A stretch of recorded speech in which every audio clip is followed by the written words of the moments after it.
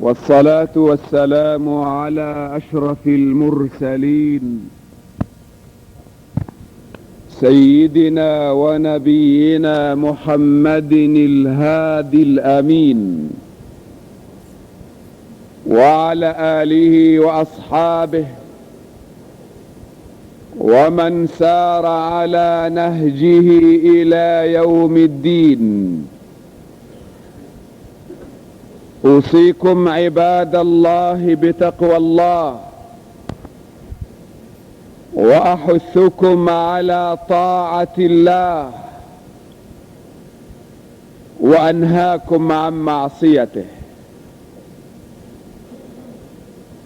وبعد،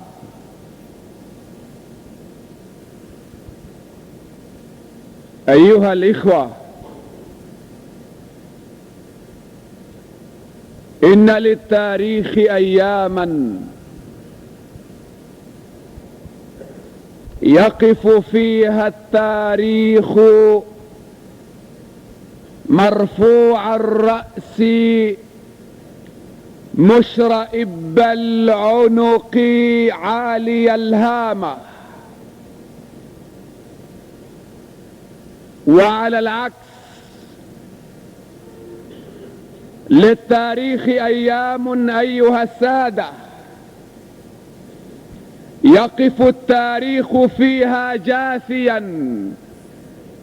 ذليلا يمشي على استحياء يرتجف من بصمات العار التي تكونت على جبينه.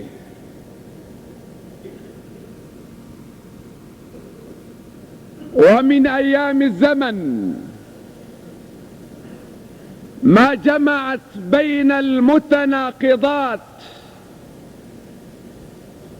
من أيام الزمن ما وقف التاريخ فيها عالي الرأس في فترة من فتراته ليعود في فترة أخرى وفي نفس اليوم ليجثو على ركبتيه ذليلا. ومن هذه الأيام بل ويتربع على عرش هذه الأيام ذات الوجهين، وجه أبيض ووجه أسود، وجه له صفحات بيضاء كتبت فيه المواقف أو فيها المواقف بحروف من نور، ووجه آخر مظلم أسود كتبت فيه المواقف بحروف الخزي والعار. يتربع على عرش هذه الأيام المزدوجة يوم نحن لا زلنا على مقربة منه، إنه يوم عاشوراء. وما أدراكم ما عاشوراء؟ إنه اليوم الذي انتصر فيه الحق على الباطل، وبعد حين وقرون استشهد الحق في نفس اليوم بين براثن الباطل. عاشوراء هو يوم النجاة، وهو يوم الشهادة والجهاد. أما يوم النجاة أيها السادة فقد كان يوم نجى الله موسى من فرعون، فصامه موسى شكرا لله، وصامته بنو إسرائيل. ويوم دخل سيدنا محمد صلوات الله عليه وسلامه المدينة المنورة وجد اليهود يصومون عاشوراء، سألهم: أي يوم هذا؟ قالوا: يوم صالح نجى الله فيه موسى وبني إسرائيل من فرعون. فقال رسول الله صلى الله عليه وسلم: أنا أولى بموسى منكم، فصامه وأمر أصحابه بصيامه. هذا هو عاشوراء النجاة. فمتى صار عاشوراء يوم جهاد وشهادة؟ كان عاشوراء وصار عاشوراء يوم شهادة بعد وفاة النبي صلى الله عليه وسلم ب50 عاما، يوم استيقظ عبد الله بن عباس رضي الله عنهما من منامه وهو يقول: إنا لله وإنا إليه راجعون. إنا لله وإنا إليه راجعون. كلمة مرة. إنا لله وإنا إليه راجعون، كلمة قاسية تنبئ بكارثة، بمصيبة، بحادثة تفتك بجسد الأمة. إنا لله وإنا إليه راجعون، كلمة تقال إذا اشتد البلاء واحتدم الخطب وادلهمت الأمور. إنا لله وإنا إليه راجعون. خيرا يا ابن عباس، ماذا حصل؟ قال: رأيت رسول الله في منامي فأعطاني زجاجة مملوءة بالدم. دم، هذا يعني أن دماء الأمة ستنزف، ومن حقك أن تقول: إنا لله وإنا إليه راجعون. أعطاني زجاجة مملوءة بالدم وقال: يا ابن عباس، هذا دم الحسين وأصحابه. دم الحسين. من حسين هذا؟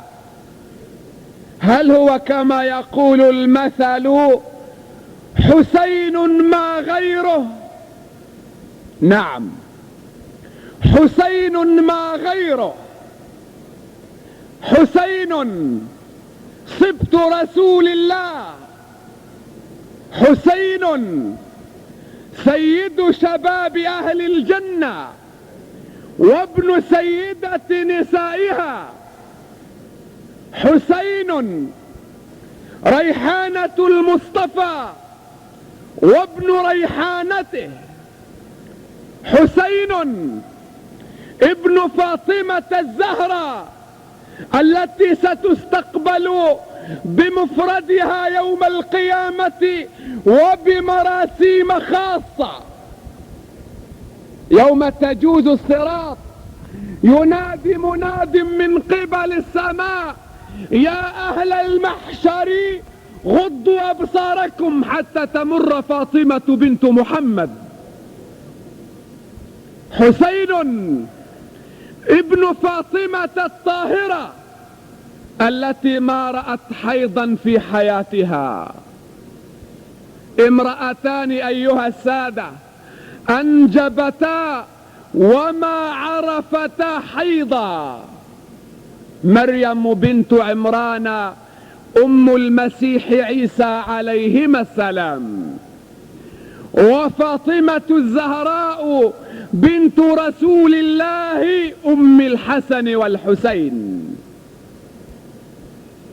تجسد فيها طهارة آل البيت، وتجسدت فيها آية ربنا ليذهب عنكم الرجس آل البيت ويطهركم تطهيرا. طهرت حتى عن العادة الشهرية، عن الحيض والنفاس، معجزة لرسول الله وكرامة لفاطمة وإثباتا لطهارتها. ولدت فاطمة الحسين هذا بعد أن صلت المغرب، فقامت واغتسلت وصلت العشاء، ما فاتتها صلاة كما تفوت النساء. حسين هو هذا ما غيره. إنا لله وإنا إليه راجعون. أيها السادة، ونحن لازلنا على مقربة من ساحة عاشوراء. تعالوا معي لنرافق الحسين في مسيرته، ونصاحبه في ثورته ضد الباطل، وانتفاضته في وجه الظلم والطغيان مع الحسين سبط رسول الله الذي قال فيه جده: حسين مني وأنا من حسين، أحب الله من أحب حسينا. اللهم إنا نحب حسينا، فبلغ نبيك محمدا حبنا لحسينه. تحرك الحسين أيها الإخوة من مدينة جده بعدما ودع القبر الشريف، ومعه 72 من آل بيت رسول الله. كل جيش الحسين، كل معسكره، كل أبناء ثورته 72 من آل بيت رسول الله. أما الآخرون فقد تركوا الحسين في الميدان، لا شأن لنا به. إن كان الحسين يدافع عن الحق فالحق هو حق جده، ولا علاقة لنا به. خرج الحسين من المدينة ومعه 72 من آل بيته، ترافقه زينب أخت الحسين، نقيبة نساء آل البيت في مأزق ومأساة كربلاء. زينب التي جاءت تسميتها من السماء، زينب التي يوم ولدت قيل لعلي كرم الله وجهه: سمها يا علي. قال: لا والله لا أسبق رسول الله بتسميتها. فجاء إلى النبي وقال له: يا رسول الله، لقد رزقنا الله بأنثى فسمها. قال: لا والله لا أسبق ربي بتسميتها.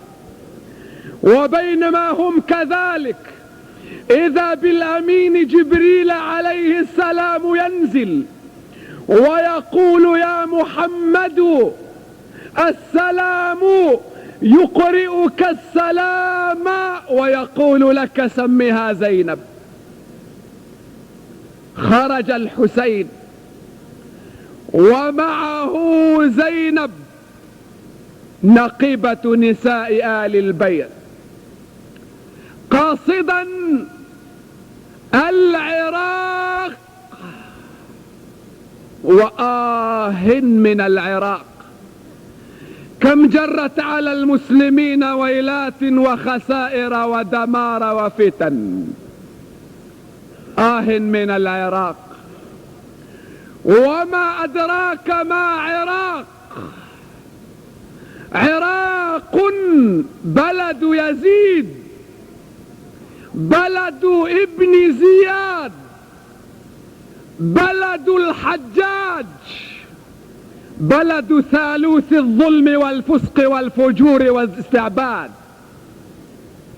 العراق، هذا البلد الذي غدر أمس بعلي واليوم يغدر بالحسين، وليس بعيدا أن يغدر غدا بأبناء الحسين. العراق، هذا البلد الذي قتل شعبه ابن رسول الله وما سألوا عن دمه، وما أنبتهم ضمائرهم. وبعد ذلك جاءت وفود العراق إلى عمر بن عبد العزيز يسألونه عن دم البعوضة، هل هو طاهر أم نجس؟ فقال لهم ابن عبد العزيز رضي الله عنه: يا أهل العراق، يا أهل الشقاق والنفاق، قتلتم سبط رسول الله وما سألتم عن دمه، واليوم تأتوني تسألونني عن دم البعوضة، بؤسا لكم. توجه الحسين إلى العراق، وفي الطريق إلى العراق تلقى الحسين القائد أول تقرير عن شعب العراق. لقي في طريقه رجلا يسمى الفرزدق. قال الحسين له: يا فرزدق، من أين؟ قال: من العراق يا ابن بنت رسول الله. قال: وكيف حال الناس هناك؟ كيف تركتهم؟ ما هي مواقفهم؟ أما سمعوا بثورتي؟ أما دروا بانتفاضتي في وجه الحاكم الظالم؟ أما سمعوا؟ ما هي مواقفهم؟ هل هم مع الحسين المنقذ أم مع الحاكم الظالم المستبد؟ كيف حال الناس هناك؟ قال: يا ابن رسول الله، قلوب الناس معك ولكن سيوفهم عليك. انتبهوا أيها السادة إلى كلمة الفرزدق، كلمتان لكنهما جمعت علاقات الناس كلها. إنها تشملكم أيضا. ما من قطر من أقطاركم، ما من شعب من شعوبكم، مدينة من مدنكم، ريف من أريافكم، عائلة من عوائلكم، إلا وفيها شخصيتان: شخصية تمثل دور الحسين المغير للمنكر، وشخصية تمثل دور يزيد الفاسق الفاجر المستبد. مع من أنتم؟ مع الحسين أم مع يزيد؟ قلوب الناس مع الحسين ولكن سيوفهم على الحسين. قلوب الناس مع الحسين، هذه حقيقة. فالحسين هو سبط رسول الله، والحسين هو ريحانة المصطفى، والحسين هو الثائر في وجه الظلم المنقذ للفقراء والمضطهدين. طبيعي أن تكون قلوب الناس معه، لكن لم سيوف الناس عليه؟ لأن الناس يتكالبون على المال يا حسين ولا عندك مال. ما الذي غير الأمر يا فرزدق؟ لقد أرسلوا إلي بالأمس يبايعونني يمدون أيديهم بالبيعة، فكيف تحولت أيديهم إلى سيوف مشرعة في وجهي؟ لقد حصل كل ذلك يا حسين. لقد اشترى الطاغية الرجال بالمال، اشترى النفوس بالفلوس. أما سمعت يا حسين قول القائل؟ فصاحة حسان وخط ابن مقلة وحكمة لقمان وزهد بن أدهم لو اجتمعوا في المرء والمرء مفلس ونادوا عليه لا يباع بدرهم. قيمتك بما في جيبك. إن كان في جيبك دينار فأنت تساوي حينئذ دينارا، وإن كان في جيبك درهم فأنت لا تساوي إلا درهما، وإن لم يكن في جيبك شيئا فأنت حينئذ لا تساوي شيئا. هذه هي موازين الناس يا حسين. فصاحة حسان وخط ابن مقلة وحكمة لقمان وزهد بن أدهم، كل خصلة تساوي الدنيا بما فيها. حتى لو اجتمعت هذه الخصال الأربعة في رجل وهو مفلس ونادوا عليه لا يباع بدرهم. أما سمعت قول القائل؟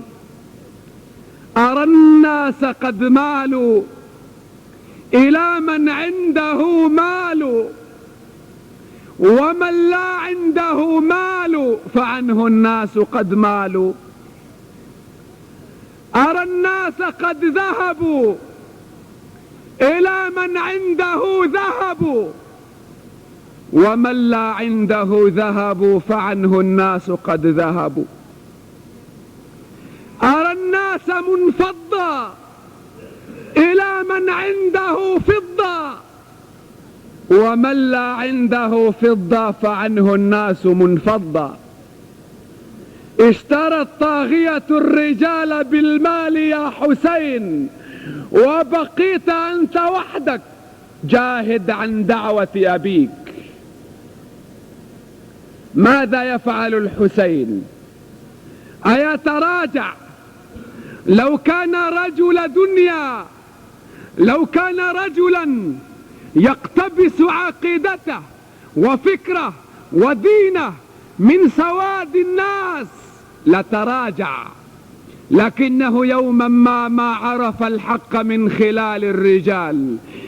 إنه ابن علي الذي يقول لا تعرف الحق بالرجال، اعرف الحق تعرف أهله. إنه صبت رسول الله الذي احتقر الدنيا بكل زخارفها يوم عرضت عليه، فقال يا عم والله لو وضعوا الشمس في يميني والقمر في يساري على أن أترك هذا الأمر ما تركته حتى يظهره الله أو أهلك دونه. انطلق الحسين إذن لم يثن عزيمته مقولة الفرزدق. ذهب ليقاتل هو وربه جنود الظلم والطغيان. ولو قال له أهل العراق إنها هنا قاعدون، بل إننا لأهل الباطل ناصرون.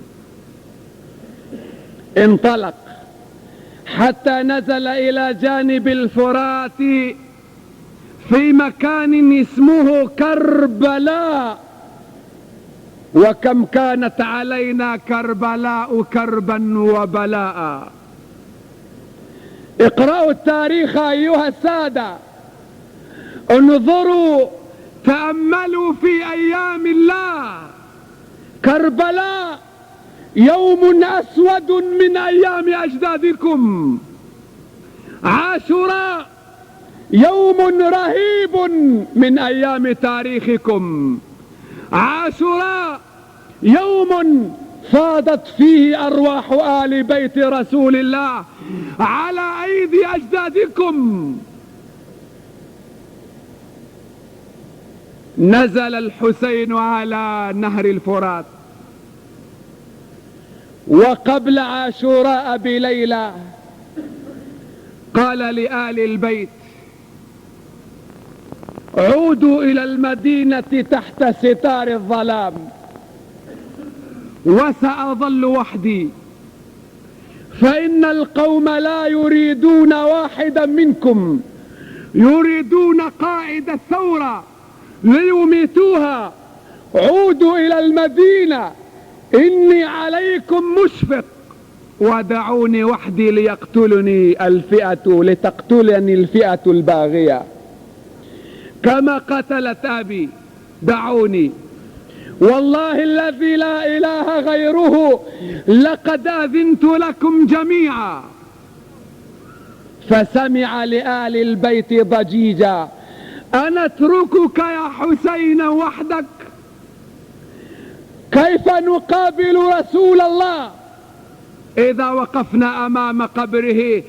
وماذا نقول له؟ أين تركنا حسينك؟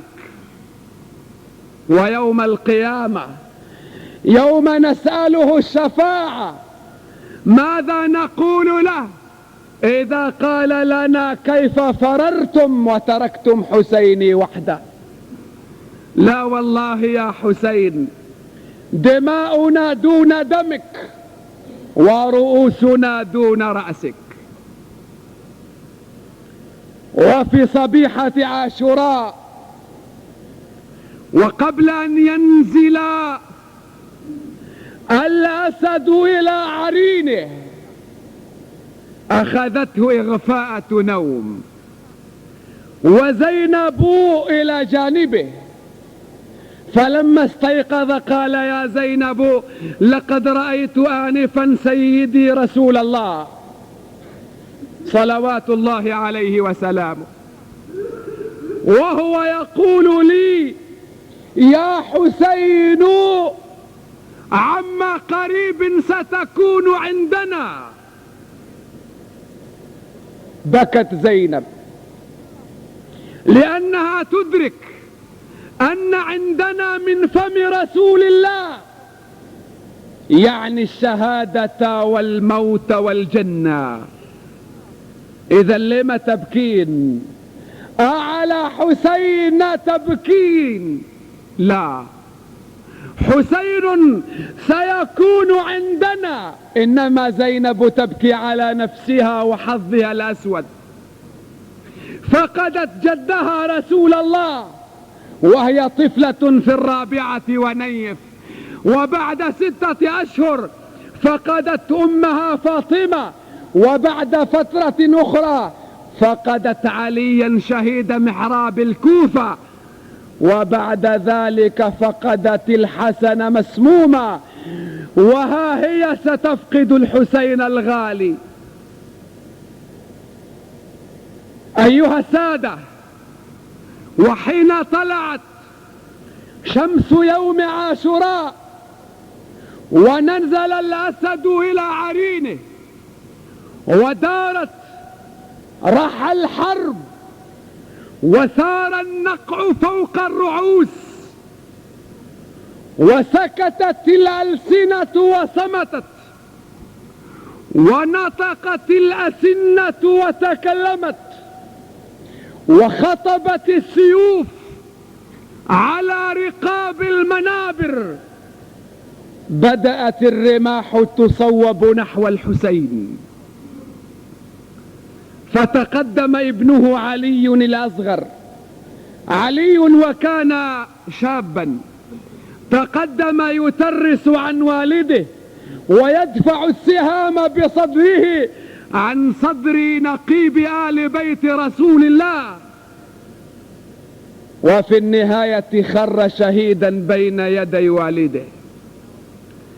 فحمله الحسين إلى خيمة زينب كوردة في باقة الصباح، وأول سفير لآل بيت رسول الله في يوم كربلاء. ويوم خرج الحسين من خيمة زينب ناداه القاسم طفل صغير للحسين: يا أبتي الماء. لقد بلغ القوم درجة من اللؤم أن بنوا ستارا بشريا بين آل بيت رسول الله ونهر الفرات. هل رأيتم أمة تمنع الماء عن آل بيت نبيها أبعد هذه المصيبة مصيبة؟ نادى القاسم: يا أبتاه الماء، أهلكني العطش. التفت الحسين إليه وقال: يا قاسم، يعز على أبيك أن تناديه فلا يرد عليك في يوم قل ناصره وكثر آسره، ولكن يا قاسم اصبر، فبعد قليل سنشرب من حوض رسول الله.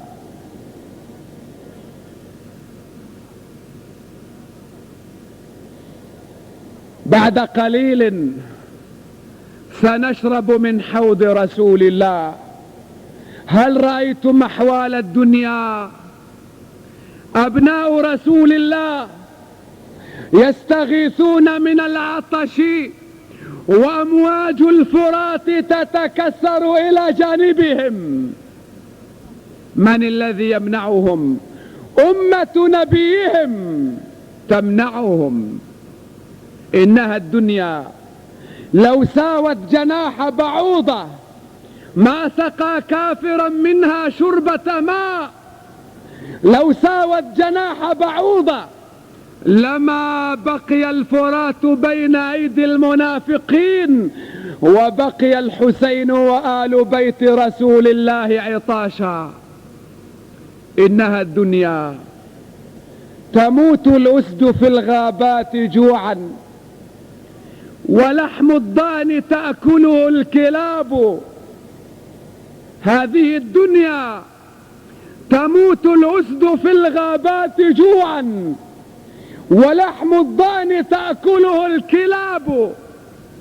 وذو جهل ينام على حرير، وذو علم مفارشه التراب. إنها الدنيا، إنها يوم كربلاء، إنه يوم عاشوراء الأسود في تاريخ الأمة. أيها السادة، ودارت رحى المعركة، وبدأ من حول الحسين يسقطون على الأرض. أستغفر الله، لا أقول يسقطون فحاشاهم من السقوط، إنما بدأوا يصعدون إلى السماء بأرواحهم. وأعلنت الجنة حالة الطوارئ، ووضعت الملائكة في حالة التأهب القصوى، وجهزت الأسرة الخضراء لاستقبال الحسين ومن معه من آل بيت رسول الله. وبعد حين وحين يودع الحسين قافلة جديدة ذاهبة إلى الجنة، حتى ظل الحسين وحيدا تتناهشه وتتناوشه سهام 4000 مجند، 4000 ذئب يصوبون سهامهم نحو جسد الحسين. وظل البطل صامدا، ولا عجب، فهو الذي ورث الشجاعة كابرا عن كابر. إنه ابن علي داحي خيبر، وهو سبط رسول الله الذي نادى يوم حنين بعد أن انهزم الناس: أنا النبي لا كذب، أنا ابن عبد المطلب. لكن في النهاية جاء اللقاء، وخر الحسين صريعا بعد أن طعن 180 طعنة في جسده المبارك. اجتمع القوم حول الحسين المدرج بدمائه، المسجى ببردة رسول الله، فقد كان يوم بدر يلبس ثوبا من ثياب رسول الله. الحسين يسبح في دمه، وزينب تنظر إليه ويداها عاجزتان. اجتمع القوم، ماذا يريدون منه بعد أن قتلوه، بعد أن مزقوه؟ إنهم يريدون أن يفصلوا الرأس الشريف من الجسد. كارثة. هكذا أيها السادة صدرت الأوامر العسكرية من طاغية العراق، أمر بفصل الرأس من الجسد. تسابق القوم لينال كل واحد منهم شرف امتثال أمر حاكم العراق، ويوم اقتربوا ارتعدت فرائسهم، ارتعشت أيديهم، وهم يتساءلون: رأس من هذا؟ إنه رأس الحسين، رأس سبط رسول الله، رأس وضعه النبي في حجره، رأس مسح النبي جبينه فله بريق في الخدود، أبواه من عليا قريش وجده خير الجدود. أيها السادة، إنني حينما أزور بكم الحسين إنما أزوره لأنظر إليه نظرة تناطح الجوزاء وتضاهي الشمس في الجلاء. حين أزور بكم الحسين وزينب إنما أزور على أن الحسين جهاد وعقيدة، وعلى أن زينب عقيدة وجهاد. عندما أزور الحسين أزوره لتلتمسوا منه العظة، لتتعلموا منه الدروس. تقدم أيها السادة أشقى القوم رجل يدعى شمر بن بالجوشن، فصل الرأس عن الجسد.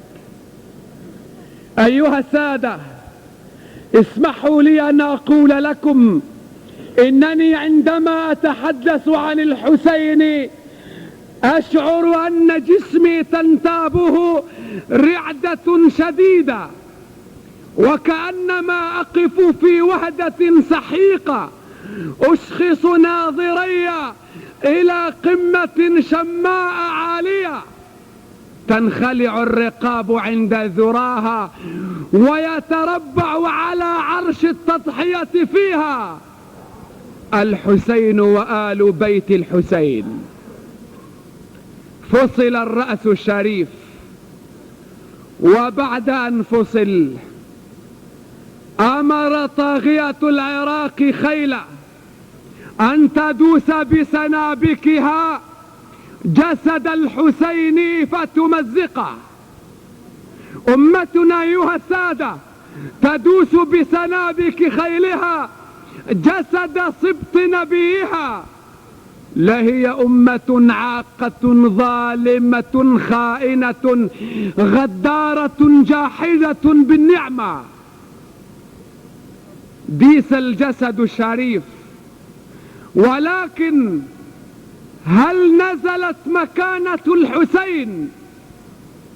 معاذ الله، ظل الحسين هو الحسين.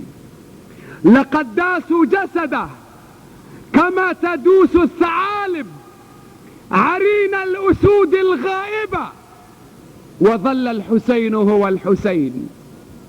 إن الجواهر في التراب جواهر، والأسد في قفص الحديد أسود. السبع سبع وإن كلت مخالبه، والكلب كلب وإن قلدته الذهبا. ديس جسد الحسين وحمل رأسه على الرماح ليعبروا عن انتصارهم على آل بيت رسول الله. وسيقت زينب ومن معها، أخذت بطلة كربلاء أسيرة إلى قصر ابن زياد. أليست هذه كارثة؟ بنات رسول الله يسوقهن المسلمون أسيرات وسبايا. ولا عجب، إنها الدنيا مدارس وحي قد خلت من تلاوتي، ومنزل آيات مقفر العرصات. مدارس آيات قد خلت من تلاوة، ومنزل وحي مقفر العرصات. بنات زياد في القصور مقيمة، وبنت رسول الله في الفلوات. إنها الدنيا، هذه هي الدنيا أيها السادة، بل هذه هي عاشوراؤكم، وهذه هي كربلاؤكم التي ما جريتم بسببها على الأمة إلا الكرب والبلاء. هذه هي كربلاء. فماذا حدث بعد كربلاء؟ ماتت زينب بعد سنة من مقتل الحسين، قضت سنتها صائمة قائمة حتى اختارها الله لجوار نبيه. وأما طاغية العراق، أما ابن زياد فقد صرع، مرض بالصرع وقتل في الصحراء، وأكلت جسمه الكلاب العاوية. وأما شمر الذي فصل الرأس عن الجسد فقد أصيب بمرض الاستسقاء، كان يطلب الماء يشرب، فلما يخرج الإناء من فمه يقول الماء أنا عطشان، وظل هكذا حتى مات. وأما الطاغية الأكبر يزيد الذي جر على هذه الأمة الخزي والعار، أما يزيد فقد مات مجنونا ولم يعمر بعد الحسين إلا قليلا.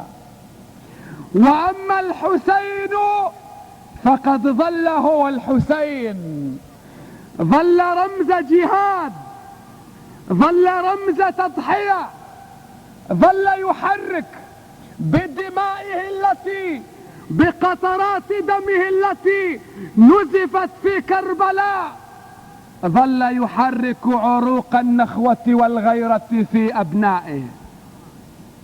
ظل الحسين رمز الوقوف في وجه الظالم، ظل الحسين خير مثال لكلمة حق عند سلطان جائر.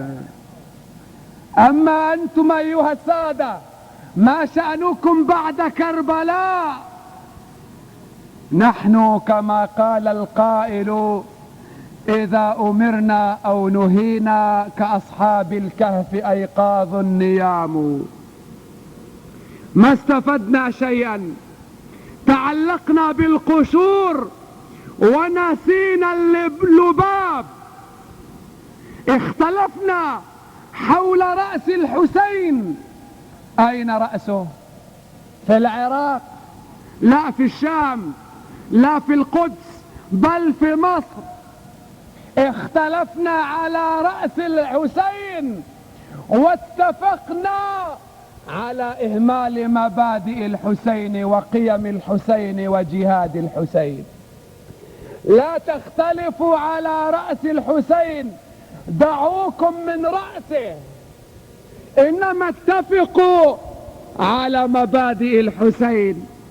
علموا أبناءكم جهاد الحسين، غذوا أبناءكم لبان الحسين، أنشئوهم على قيم ومبادئ جد الحسين.